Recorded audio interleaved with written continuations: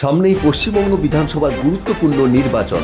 এই নির্বাচনকে লক্ষ্য করে পর্যটন কেন্দ্র দীঘার জন্য বড় ঘোষণা, বড় নির্দেশাবলী নির্বাচন কমিশনের। দীঘা, মন্দারমণি, তাজপুর, শঙ্করপুর এই পর্যটন কেন্দ্রগুলিতে 21শে এপ্রিল 2026 থেকে 23শে এপ্রিল 2026 পর্যন্ত পূর্ব মেদিনীপুর জেলা ছাড়া রাজ্যের অন্য কোনো জায়গার তথা রাজ্যের অন্য কোনো জেলার কোনো পর্যটক হোটেলে থাকতে পারবে না। এই নির্দেশ পর্যটন কেন্দ্র দীঘা, মন্দারমণি, তাজপুর, শঙ্করপুর সমস্ত জায়গাগুলির জন্য কার্যকর।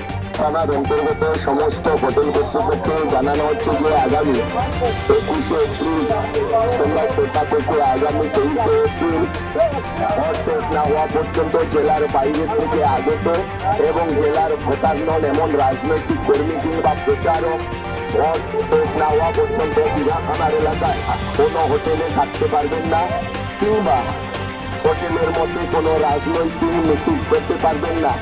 এই আদেশ অমান্য করলে ভারতীয় ন্যায় সংহিতা 2023-এর ধারা 223 অনুযায়ী শাস্তিযোগ্য হবে।